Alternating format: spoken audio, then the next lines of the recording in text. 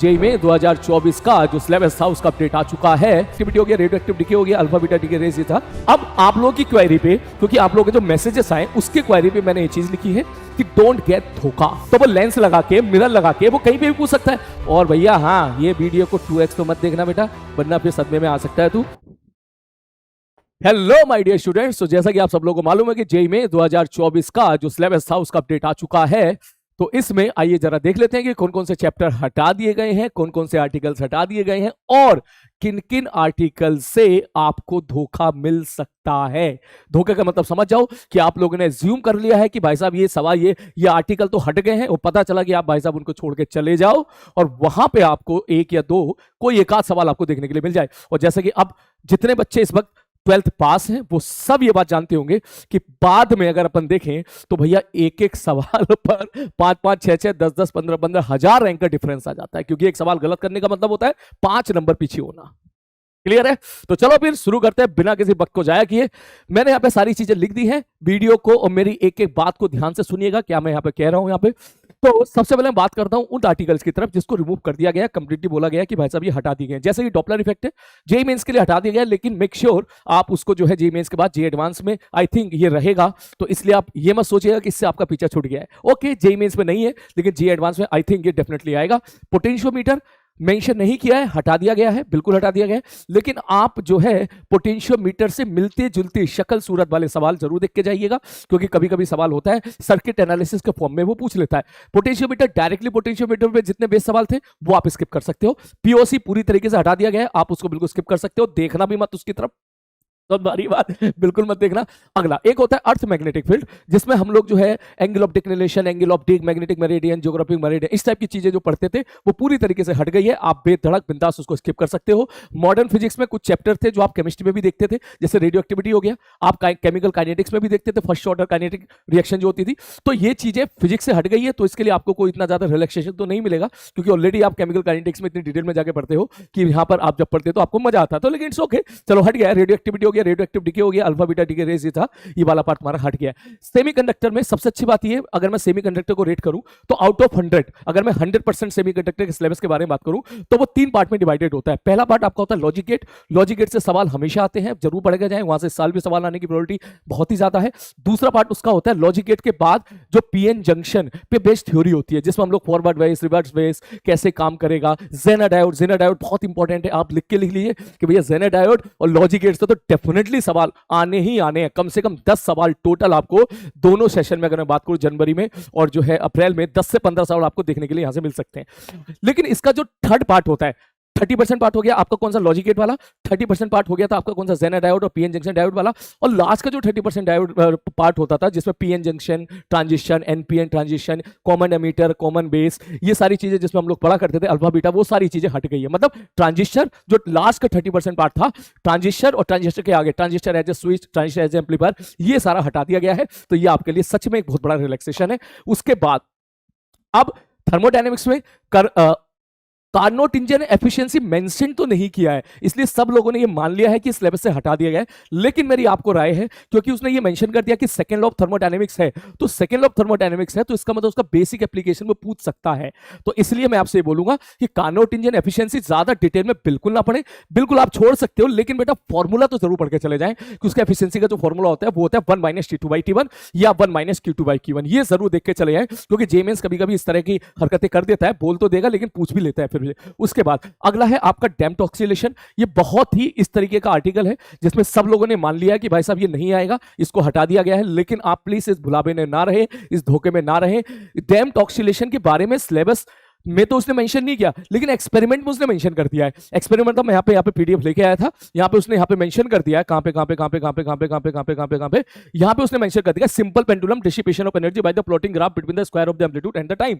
तो मैं आपसे बोलूंगा कि ठीक है, आप जो डैम्पिंग है वो ज्यादा डिटेल में ना पढ़ के जाए कि लॉगरिथम डिक्रीमेंट क्या होता है, ये सारी चीजें ना पढ़े, लेकिन इतना तो पढ़ के जरूर जाए कि एम्पलीट्यूड का जो फॉर्मूला होता था A = A0 e की पावर माइनस गामा टी होता था। एक ही तो फॉर्मूला है, मैंने बता ही दिया, अब याद कर ले, हो गया काम यहाँ पर। ठीक उसी प्रकार एनर्जी का अगर आप इसको स्क्वायर कर देते, आपको बताओगा कि एसएचएम में हम लोग पढ़ते थे एनर्जी होती थी हाफ के ए स्क्वायर, तो वहां पर जो एनर्जी का रिजल्ट है E = E0 e की पावर माइनस 2 गामा टी। इसके जो बेसिक जो फॉर्मूले पे जो हल्के फुल्के ग्राफ थे बस देख के चले जाना, 2 मिनट का आर्टिकल है, लेकिन ब्लाइंडली छोड़ के मत जाना, क्योंकि यहाँ पे दे दिया है तो इसका मतलब सवाल पूछा जा सकता है। तो आप ये मत समझिएगा कि यहां से जो है इसको हटा दिया गया है। नेक्स्ट, उसके बाद हाँ, ये जो हमारा एक आर्टिकल आता है फोर्स ऑक्सीलेशन, ये आप छोड़ सकते हो। अक्सर ये ज्यादा पढ़ाया भी नहीं जाता है, इसको टीचर भी, हम लोग भी ज्यादा भाव नहीं देते हैं शुरू से ही, हम इसको छोड़ देते हैं क्योंकि इतना ज्यादा इंपॉर्टेंट नहीं था। तो ये मेंशन ही नहीं, आप इसको ब्लाइंडली छोड़ के जा सकते हो, यहां से सवाल आने की प्रोबेबिलिटी 0 है। अगला एक डिविजन गर्मर और साइक्लोट्रॉन, ये जो थे हमारे कुछ एक्सपेरिमेंट्स है, ये आप छोड़ के जा सकते हो, बिल्कुल बिंदास छोड़ के जा सकते हो। जो 12 क्लास बच्चा है वो शायद बोर्ड के लिए इनको पढ़ता होगा, लेकिन कोई बात नहीं, जेईई मेंस के लिए आप इसको छोड़ सकते हो। अगला एक और है जिसमें थोड़ा सा रिलैक्सेशन मिला है, उसका नाम है Newton law of cooling. Newton law of cooling I think आपको पता होगा, कंडक्शन रेडिएशन में हम लोग पढ़ते हैं। तो इस पर जो बेस फॉर्मूला था वो और इस पे बेस्ड जो एक्सपेरिमेंट था वो दोनों यहां से हटा दिए गए, तो आप इसको स्किप कर सकते हो। लेकिन इसका मतलब ये नहीं है कि आप रेडिएशन का बेसिक फंडामेंटल भूल जाए। आपको ये पता होना चाहिए कि dq by dt नेट आता था E a सिग्मा t की पावर 4 माइनस टी एस की पावर 4। इस पे बेस्ड सवाल घुमा फिरा के पूछा जा सकता है। जेईई मेंस भले ही ना पूछे, लेकिन जेईई एडवांस तो भाई साहब पूछ सकता है। उसके बाद एक क्वालिटी फैक्टर आता था, जो क्वालिटी फैक्टर तो ऐसी चीज होती है, इसका फॉर्मूला याद नहीं होता था भाई, ठीक है। कभी कभी हम लोग भी इसका फॉर्मूला भूल जाते हैं। तो ये आपके लिए रिलैक्सिंग है कि हटा दिया गया है। डैम्प ऑसिलेशन में भी आप पढ़ते हो क्वालिटी फैक्टर, और एसी अल्टरनेटिव जहां भी आप देखते हो यहाँ पे इसको हटा दिया गया। तो ये चीजें तो ऐसे हैं जो यहाँ पर परमानेंटली एक तरीके से हट गई, आप रिलैक्सेशन है। लेकिन जो पॉइंट मैंने आपको बोले हैं, प्लीज वो टॉपिक्स जरूर जरूर जरूर देख के जाएं। उसके बाद अब आप लोगों की क्वेरी पे, क्योंकि आप लोगों के जो मैसेजेस आए उसके क्वेरी पे मैंने ये चीज लिखी है कि डोंट गेट धोखा। मतलब आप अपनी तरफ से ये अज्यूम ना करें कि भाई साहब ये टॉपिक हट गए हैं तो हम पढ़ के ही नहीं जाएंगे। ऐसा मत कीजिएगा मेरे भाई, क्योंकि एक सवाल दो सवाल बहुत बड़ा डिफरेंस क्रिएट कर देते हैं। जैसे कि कुछ बच्चों ने डाउट पूछा, सर जियो स्टेशनरी सैटेलाइट मेंशन नहीं है। बेटा अगर ऐसे मेंशन करने पे आएंगे ना, तो ये 3 पेज पे सिलेबस खत्म हो गया। एनटीए ने जो दिया 3 पेज में, सॉरी एनटीए नहीं, जीएबी अब तो एग्जाम कंडक्ट करा रही है, तो उन्होंने 3 पेज में पूरा सिलेबस खत्म कर दिया। अगर आप ये सोचो कि ईच एंड एवरी आर्टिकल उसमें मेंशन किया जाए, तो अगर ऐसा करने जाओगे तो समझ जाओ वो 3 पेज नहीं 30 पेज भी कम पड़ जाएंगे। फिर तो आपको पूरा लिखना पड़ेगा। फिर तो न्यूटन लॉ ऑफ मोशन में पूरा लिखो कि भाई mg फोर्स भी पढ़ाओ, टेंशन फोर्स भी पढ़ाओ, सूडो फोर्स भी पढ़ाओ, और सारे फोर्सेस पढ़ाओ, फिर इनके इक्विलिब्रियम भी पढ़ाओ, इक्विलिब्रियम के साथ F = ma। फिर तो सारी चीज लिखने जाओगे आप, फिर तो भाई साहब बहुत लंबा चौड़ा टाइम लगेगा। इसलिए धोखे में ना रहें। अगर उसने सैटेलाइट मेंशन कर दिया है तो मेरा सजेशन आपको ये कि जियो स्टेशनरी सैटेलाइट पढ़ के जाएं। कुछ बच्चों ने मुझे मैसेज किया था जब अभी जो यूट्यूब पे हम लोगों ने क्लास दी थी कि सर एलसी ऑसिलेशन हट गया है क्या? मैंने कहा नहीं मेरे भाई, बिल्कुल पढ़ के जाएं। उसने एलसीआर सर्किट लिख दिया है, मेंशन कर दिया है उसने कि एलसीआर सर्किट है। तो एलसीआर सर्किट में अगर रेजिस्टेंस की वैल्यू अगर मैं 0 कर दूं तो एलओसी तो बचा। तो एलओसी सर्किट तो एक तरीके से एलसी ऑसिलेशन भी एक तरह से वही होता है। तो फिर आप बोलोगे सर एलसी ऑसिलेशन पढ़ के जाना है। नेक्स्ट, उसके बाद थर्मोडायनेमिक्स में कुछ बच्चों तो भाई साहब हंसी मजाक में बोले थे, आई नो दैट, कि सर आइसोबारिक आइसोकोरिक मेंशन नहीं किया है, पॉलीट्रोपिक, ये 3 प्रोसेस मेंशन नहीं किया है, लेकिन आइसोथर्मल और एडियाबैटिक प्रोसेस ये मेंशन कर दिया है। मैंने कहा अगेन वही बात कि भाई मैं यहाँ पे दिखा भी देता हूं आप लोगों को ये चीज यहाँ पर कि थर्मोडायनेमिक्स में कहा गया, थर्मोडायनेमिक्स यहाँ पे लिख दिया first law of thermodynamics isothermal और एडियाबैटिक प्रोसेस, ये लिख दिया। ये नहीं लिखा कि भाई आइसोबैरिक और आइसोकोरिक और पॉलीट्रोपिक प्रोसेस भी है। तो भैया मान के चलना है कि ये है, बिना इसके कैसे पढ़ोगे? बिना इसके कैसे पढ़ोगे यार? फिर तो थर्मोडायनेमिक्स पूरा ही गायब हो जाएगा एक तरीके से। तो ऐसे अपनी तरफ से प्लीज कोई अजम्पशन ना रखें। ये है मतलब है, पूरा का पूरा ही है, आप ये मान के चले बिल्कुल तरीके से। उसके बाद फिर एक मैग्नेटिज्म एक आर्टिकल आता है फेरोमैग्नेटिज्म, जिसमें हम लोग पैरामैग्नेटिज्म, फेरोमैग्नेटिज्म, डायमैग्नेटिज्म, इसमें प्रॉपर्टीज वगैरह देखते हैं। ये प्लीज देख के जाएं। टेम्परेचर डिपेंडेंसी पूछिए, लेकिन मेरा आपसे ये कहना है कि इनकी प्रॉपर्टी के साथ जो मैग्नेटिक परमेबिलिटी और मैग्नेटिक ससेप्टिबिलिटी की जो वैल्यूज होती है कि कौन एक से बड़ा कौन एक से छोटा, वो भी देख के जाए। क्योंकि जहां उन्होंने ये टर्म लिख दिया एंड इट्स प्रॉपर्टीज लिख दिया, तो इसका मतलब वहां से भी पूछ सकता है। कोई ज्यादा मेहनत वाला काम नहीं है बेटा, 2 मिनट में अभी देखेगा तो अभी याद हो जाएगा तेरे को। उसके बाद प्लेन मिरर लिखा नहीं है उसने कि प्लेन मिरर जो है मेंशन नहीं कर रखा है, लेकिन इसका मतलब ये नहीं कि आप प्लेन मिरर छोड़ दें। वो इसलिए क्योंकि प्लेन मिरर भले ही वो यहां ना पूछे, लेकिन जे एडवांस वाला तो पूछ सकता है, पूछता ही है हमेशा।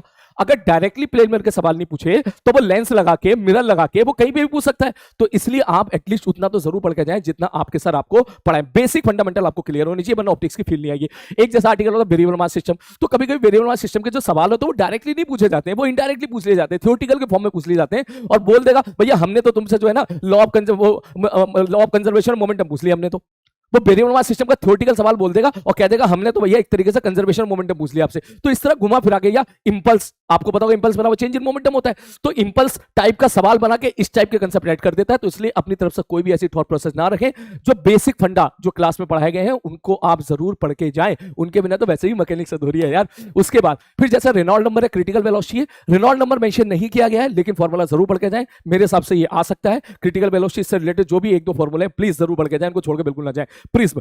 प्रिज्म में कुछ बच्चों का मैसेज आता है कि सर प्रिज्म में डेविएशन छोड़ देते हैं, डेविएशन मेंशन नहीं है, पिछली बार मेंशन था अभी मेंशन नहीं है। नहीं मेरे भाई, बिल्कुल पढ़ के जाओ, डेविएशन पढ़ के जाना है, क्योंकि लास्ट में उन्होंने ये भी लिख दिया है, चेक करके देखो, एक एक्सपेरिमेंट में उन्होंने यहां लिख दिया है कि plot of the angle of deviation versus angle of incidence for a triangular prism.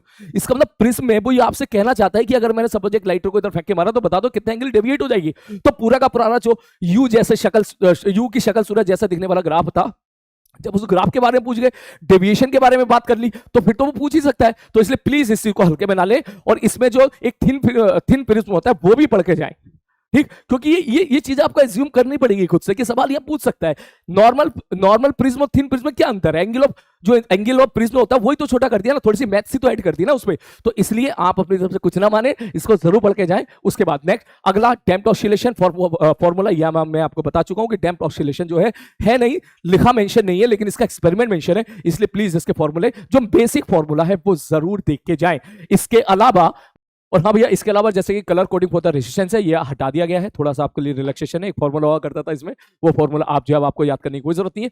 उसके अलावा कुछ छोटे छोटे आर्टिकल्स आपके सामने आते थे, जैसे कि resolving power of the microscope and the other telescope, ये भी इसके बारे में कुछ भी मेंशन नहीं है, इसलिए आप ये मान के चल सकते हैं कि भाई साहब इसके फॉर्मूले जो भी थे आप उसको छोड़ के जा सकते हो। अब बात आती है कि सर क्या क्या चीज सेम है। तो जैसे कि यूनिट एंड डायमेंशन एरर था, ये पूरा का पूरा सेम है, इसमें कुछ भी शॉर्टकट ढूंढने की कोशिश ना करें। आप लोगों ने डाउट पूछा था कि sir vernier caliper screw gauge ये हट गया क्या? नहीं, बिल्कुल नहीं हटा है, बिल्कुल है, अच्छे तरीके से पढ़ के जाएं। मैकेनिक्स पूरी की पूरी बिल्कुल एज इट इज पहले जैसी ही है और अच्छे से ज्यादा एक्सप्लेन कर दी गई है सिलेबस में, तो इसलिए आप उसको बिल्कुल भी हल्के में ना लें, बिल्कुल अच्छे से पढ़ के जाएं, क्योंकि ये आप बात समझ जाइएगा। कुछ चीजें ऐसी हो सकती है जो मेंशन ना की गई हो, लेकिन क्योंकि वो बाकी चीजों पर डिपेंड करती है, इसलिए हम लोगों को पढ़नी पड़ती है। इसलिए मैकेनिक्स आप मान के चलिए जैसे आपको क्लास में पढ़ाया गया है, बिल्कुल उसी तरीके से बढ़िया तरीके से पढ़ के आप जाओ। नेक्स्ट, उसके बाद इलास्टिसिटी, थर्मल एक्सपेंशन, कैलोरीमेट्री, छोटे छोटे चैप्टर्स होते हैं, ये बिल्कुल एज इट इज सेम है, इसमें आपको कुछ छोड़ने की आवश्यकता नहीं है।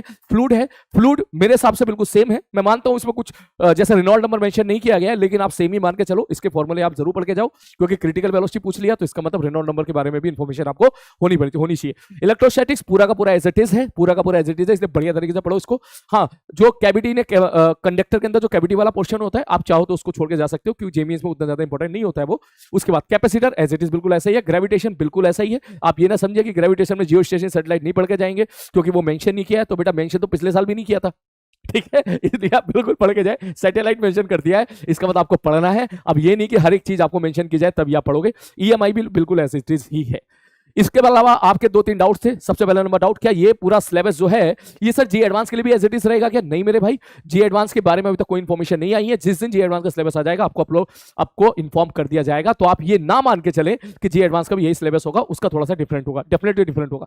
दूसरा आपका डाउट था कि सर पेपर का लेवल कैसा रहेगा। मेरा ऐसा मानना है कि जो पेपर का लेवल पिछले 2-3 सालों में रहा है उससे थोड़ा सा ऊपर जाना चाहिए, क्योंकि ऐसा मेरा मानना है। तो आप बिल्कुल फॉर्मूला बेस, एकदम फॉर्मूला ओरिएंटेड सवाल है, बिल्कुल सिंपल चूरन सवाल है, केवल उनकी प्रैक्टिस ना करें, ठीक ठाक अच्छे लेवल की। अच्छे लेवल का मतलब मैं ये नहीं कह रहा हूं जे एडवांस के लेवल, अच्छे लेवल का मतलब जे मेंस में जो अच्छे सवाल आए हैं भैया ठीक ठाक लेवल का पढ़ के जाएं, बिल्कुल फॉर्मूला ओरिएंटेड होकर ना जाएं।